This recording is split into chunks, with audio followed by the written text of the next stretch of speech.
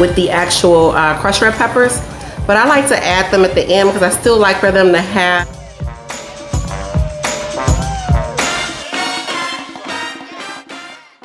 Hey sous chefs, it's Iman Gurley and welcome to the Gurley Chef.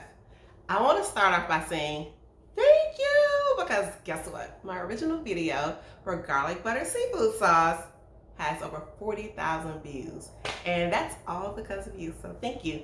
This video actually showed you how to take that recipe up another level. So many of you have asked how to make this sauce spicier, and I have 3 ingredients that will do just that. You don't have to use each one, or you can use all 3. It's totally left up to you. So take a look.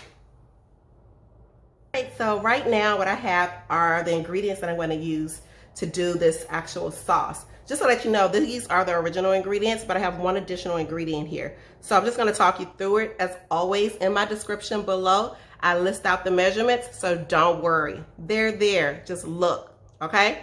So we have our Cajun seasonings. I like to use 2 different Cajun seasonings. So I have my Cajun seasonings. I have garlic powder. I have my sweet paprika.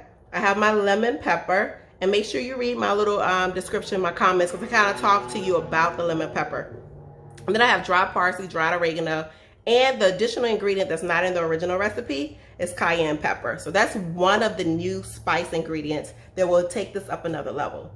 Another one, of course, is crushed red peppers. If you decide to use the crushed red peppers, I use them when I actually saute the garlic. So when I add the garlic to the butter, I add these crushed red peppers as well. This will infuse the sauce. And if you decide to take it up to another level, that 3rd level, this is what I use. We use sliced jalapenos, and we include the seeds. The seeds are the spicy part of the pepper. So you can decide to use all 3 of these new ingredients. You can decide to use 2 or even just 1 and see how you like it. So I would take it up another level each time instead of doing it all at once, just in case you don't think your spice level can handle all 3, okay? So this can be used in shrimp boils, seafood boils. This can be used for great shrimp recipes. If you have a shrimp recipe that you're looking for, you can use this as the juicy crab recipe that so many people in Atlanta love. This is a juicy crab sauce. All right, so stay tuned. Let's get started. So at this point, what we're going to do is prepare our water for our crab legs, our corn, and our potatoes. So I'm adding lemon juice, 1 whole lemon. And what this does, it allows you, it allows the crab legs to peel easily. So you always want to make sure you have some form of acid. If you don't have a lemon juice readily available, you can always use white wine if you have white wine around. Who doesn't have a little white wine? I'm also going to add bay leaves. I usually add about 4 to 5 bay leaves to my crab boil. Of course, you always want to have your liquid seafood boil. Feel free to use the, sometimes you can find like the seafood seasoning packs. You can use that as well. But if you have the liquid crab boil, I usually do about, I would say 3 capfuls. Today I'm feeling kind of spicy, so I'll do 4. And the last part of this, you're going to add salt. So you're going to liberally season your water with salt. A lot of people don't understand. Sometimes you'll get crab legs and you'll be like, they really don't have any flavor. You can taste the sweetness of the crab legs, but the salt is what you want to taste. You want to taste the salt and the sweet when you eat them. So I just added that. I'm going to bring this up to a boil. Once it starts to boil, add my corn and potatoes. Let the potatoes cook until they're tender. You can pierce them with a knife or a fork. And once that's done, you're going to add the crab legs. My water is boiling, so I'm going to add my potatoes and my corn. And you're going to actually let this mixture return to a boil, and then you can turn it down. And what you're going to do is allow this to cook until your potatoes are ready. So just pierce them with a knife or a fork, and once they're ready, you're good to go.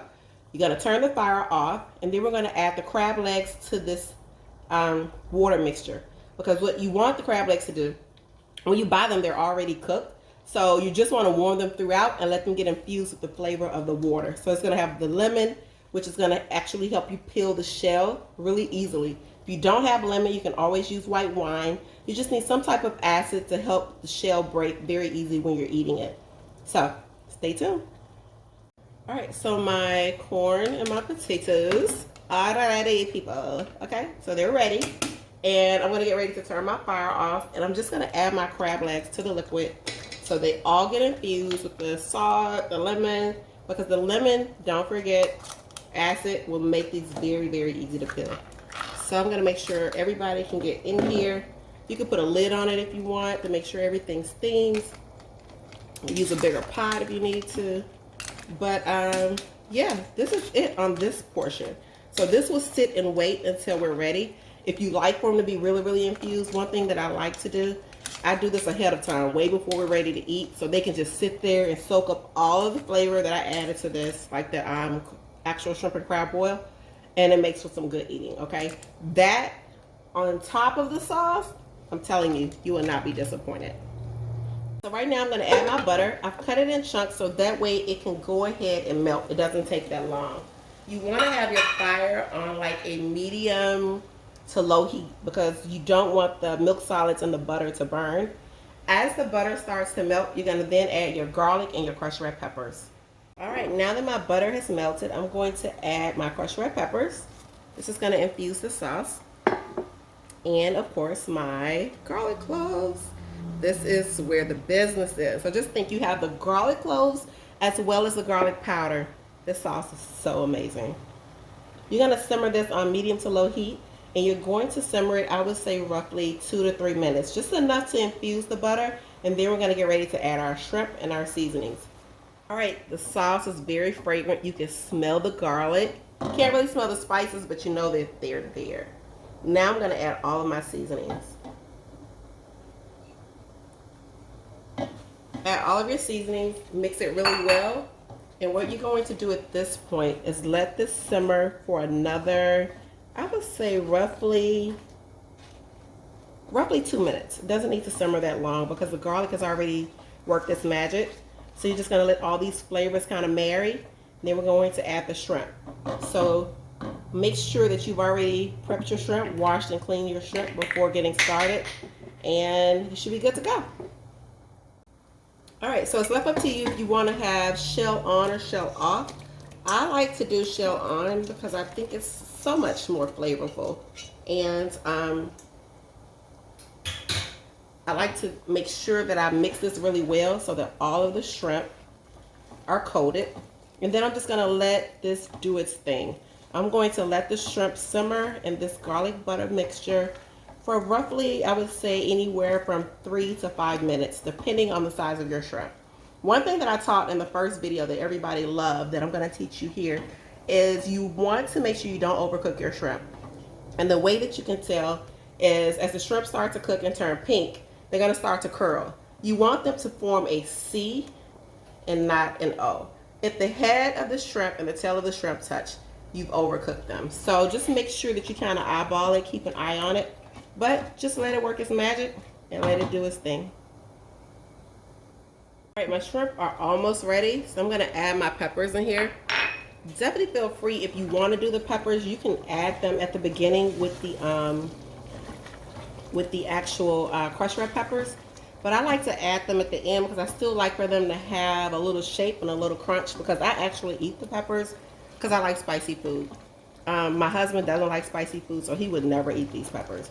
But hey, they're almost ready. They're turning pink, and they probably have about another minute or so to go. I always like to put sauce at the bottom. So before I even put anything in there, I take some of this sauce, and I just start sprinkling all of that flavor across the bottom. Because I want every inch of my seafood to get touched with this sauce. So some shrimp got in there, it's okay. And I'm just gonna get a spoonful of shrimp, put them over here. And then I'm gonna start adding the corn and the potatoes.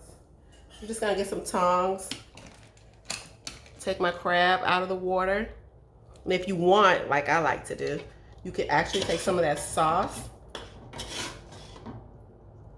and pour it right down the center of that crab. See that? And then you're just gonna put sauce all over your crab.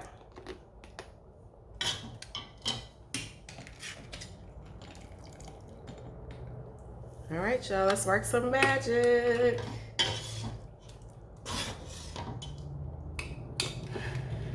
gonna pull this over closer to my pot so I'm not making a mess. So yeah, you guys, let me know if you have any questions. Let me know if you want to know how to pick out crab legs when you go to the market. I'll always look to see where they're from, because one thing you want to make sure is that you know what, that's a whole different conversation. That's another video that I will actually do to talk to you guys about which crabs to buy and which crabs not to buy. So stay tuned, leave me a comment if you're interested in that. If you haven't done so already, go ahead and subscribe to my channel. I have some amazing things coming up that I think you'll like, that I think everybody will like. So stay tuned and let's get this plated. I'm ready to eat. Like, I'm ready to eat like yesterday. I just realized I haven't put like any corn on here. Why y'all didn't tell me? All right, so let's see. I'm still grabbing crab legs. Let me get some corn and some potatoes. Here we go. Can't be a bowl without corn and potatoes. I mean, on a good day, like if I was cooking like for my family, we would have sausages in here. We would have boiled eggs if they wanted them. We would have turkey necks. So y'all know how we do. Y'all already know how we do. All right, get some more corn. Definitely gotta have the potatoes because my husband will pop these little babies right in his mouth. And so he will be looking for the potatoes. And then I'm just gonna ladle sauce over the corn, over the potatoes. Everybody gets kissed with some of this garlic butter sauce, working their magic. And of course you can actually save some of the sauce. And what you can do is put it like in little bowls, and that way everybody can stop at their leisure. They want to add some extra sauce. So let me show y'all these peppers. I already ladled some of them up in there, but it's like 1 or 2 peppers still lingering over here. So I hope you guys have enjoyed this video as always. I hope you stick around. I hope you leave me some comments. Let me know what you think. Let me know what videos you want to see coming up. And yeah, thanks for tuning in. Bye, y'all.